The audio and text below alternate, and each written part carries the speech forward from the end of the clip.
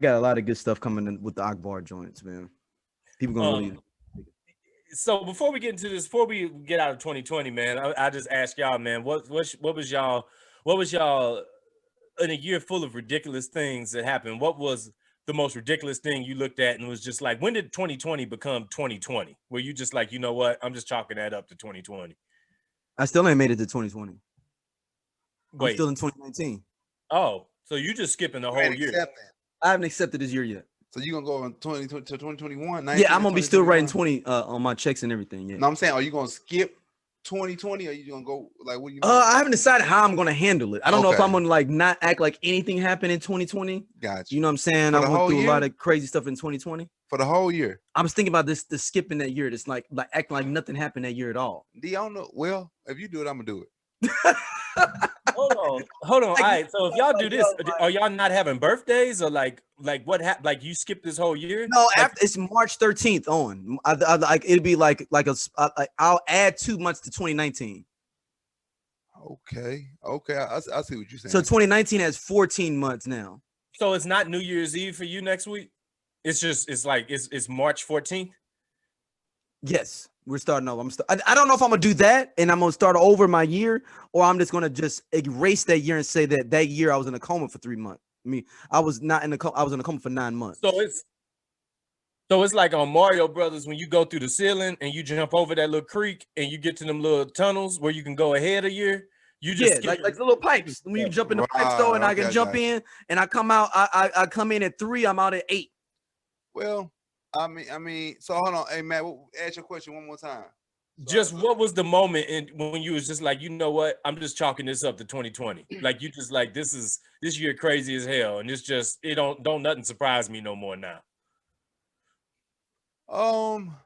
I think maybe like when Chadwick Boseman when he passed, maybe that was like a moment where I'm like, dang man, it's crazy all these deaths happening. Like, cause we already had Kobe, then I had my goddaddy, then it's like other stuff happened, and I'm like, dang, this is really one of those years where like I wasn't like early on. I'm thinking like I wasn't feeling like, oh man, it's the worst year ever, but I would hear people saying it. But then like as it kept going, I'm like, man, this year was kind of bad. Like maybe I was overlooking the fact that this year was kind of bad, man. Like I could say financially, I've been blessed, but other than that, no. I mean, stuff that's going on around me it's been a lot of bad stuff happening, man. I mean, like I say, I know I feel blessed. I know I'm blessed, but at the same time, I do have to acknowledge, yeah, it's been some. This year's been tough, man. This year's been very tough. It's been real tough, man. I lost my folks this year, dealing with some of this stuff. Took some of my folks out because of the virus and all that stuff, and so that's tough. That's why I don't underscore it. But it was also it's one of them years where you had them things that hit you like that, like Kobe and Chadwick, and personal losses and things like that. But also was just some ridiculous things that was happening too. Like for me, one ridiculous thing, I was like, man, I ain't got no haircut in 2.5 months. I'm really starting to learn some things about myself. You Mainly, went to like, long, bro. oh man, I didn't get a haircut from like April until like June. It was crazy. Like, but I started. Here's Yeah, here's no, what ended up. I went March to like maybe, dude. I was June too. Damn. So like, yeah, it's like what pushed me over the edge was number one. I saw Daryl get a haircut, and I said, oh man, I And can't that be was out like here June. It looking was like like early June. It was like early June for me. and then I started seeing my hair wasn't growing in equally. So I was like, hold up now, what's going on here? So like I had on the top of my head, I had like a half Wolverine, like half LeVar Burton, and then the top of it, I was just like, hold up now, this hair ain't growing in as thick on the top no more. So I was like, nah, Yeah, this then this pandemic starting to reveal to me things I don't want to find out yet. So that was like I was just like I'm not ready for this crystal ball yet. So that yeah, it was a lot going on. And then when I started realizing that I hadn't bought no clothes or like anything in like 5 months because I just didn't need it. I was just like, I'm wearing the same clothes like a cartoon character at this point. I'm just changing the t-shirt, wearing the same 4 or 5 pairs of jogging pants. Like this is like Doug or something. Patty He mayonnaise. said, Like Doug. you got the same green sweater on every day. when Yeah. Bart Simpson had more fits than you, something wrong. Oh And yeah. and Well, yeah. and then And then I looked on TV and Nelly was in a dance contest. I was like, this year, wow. Was. That's right. Because he lost though. He came in second in Dance with the Stars. Well, right? Nelly made it to the finals. Yeah. But he came in second. He came in second place, I think. Yeah. Now speaking of which, I want to talk about Brother Cornell Haynes for a moment here before we get into some of our our topics and definitely our Black Time capsule. It's this year was crazy because Nelly absolutely had one of the drunkest versus battles of all time, where like Ludacris showed up and he was just like, "Oh yeah, we about to take this serious." And then you show up one of your homeboys, he just like, "Oh, he was drinking before he got to the open bar, like he on another level here." Yeah.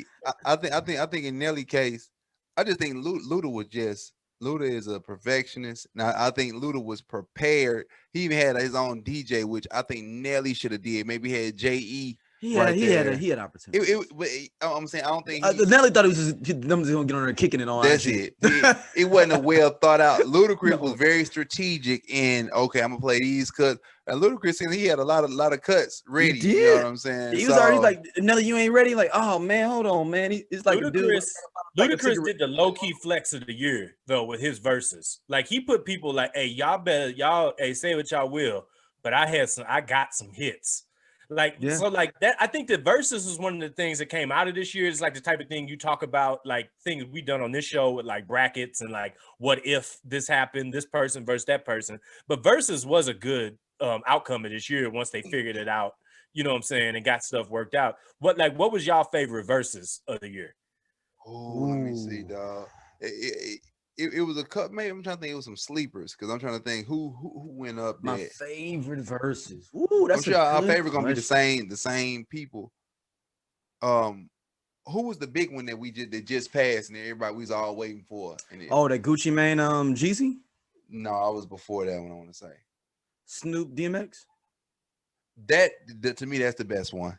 Like just because, and I'm gonna say the verses part wasn't even to me the best part of it. The best part of it was the camaraderie. Yeah, and them chopping it up. Just Snoop and them just like that. They was kicking in, and then after the verses, how Snoop got into freestyling. I said, dude, to me, I love hip hop. So like the verses was cool, but the essence of hip hop is just just giving us some art. And Snoop did that.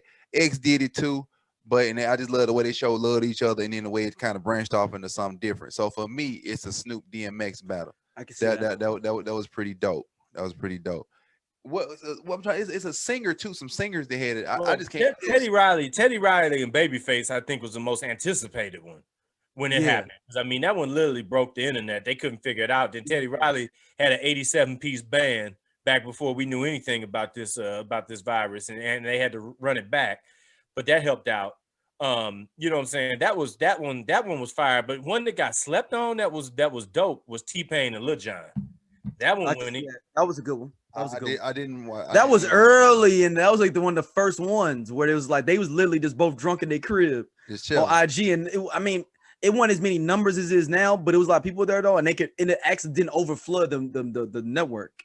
I heard about that. You know what I'm saying? Yeah. But it was, if you watch it online though, it's fucking a fun thing. Though. It was fun. Yeah. One that was I did watch that because DJ Premier was good like that too. Yeah, RZA DJ Premier was good too. I did watch the TPain because that's the one that kept saying, "Hey y'all, hold on, we're gonna be right back." Because we gotta they had to, I guess it was a time limit. Yeah, it used to be a time limit, but now Verzuz has their own, like Instagram gave that Verzuz link their own unlimited amount of streaming. Okay. Before they was just like, TPain, just let me just join my my live chat. Yeah. All right. That's how they was doing it before. Right. Now Verzuz, everything is joined through Verzuz. Okay. So Verzuz has an unlimited amount. That's why you saw E40 and them drunk to like 2 a.m. and shit the other night. So hey, some dude, and speaking of E40, some dude did a little parody E40. You talking about Spice Adams? Spice Adams and Affion Crockett? No, somebody did a parody and they had E40 on there twerking. Like he was. Oh, no, he wouldn't do it. I know he wasn't twerking, but so the dude sounded just like E40. They were just saying how like they're the verses, I guess, how somebody go take it too far, and they had E40 dancing, and then he started twerking. They had a dude acting like too short. He's like, "Hey, come on, man, you can't do that on here, man." And then E40 be like, "All right, my bad." But then the dude playing E40, he ease back in and twerking again. Like he get the the dude's like, you gotta send me I that. just told you that, man. Don't twerk it. Another slept on versus was Jonte Austin versus Neo. Oh, really? Cats didn't see that one. That was one of the first ones. It was basically like 2 R&B writers and producers, and like you just realize how many songs they both wrote are produced. That was one. That was a real stuff on John C. Austin. That one gotta be dope. Like it's good, and that was like them. They was both drunk. It was early thing that they was both drinking, talking shit to each other on their Instagram live. Like, oh, we got to join back in real quick. Now, one of the ones that really hit though, but it just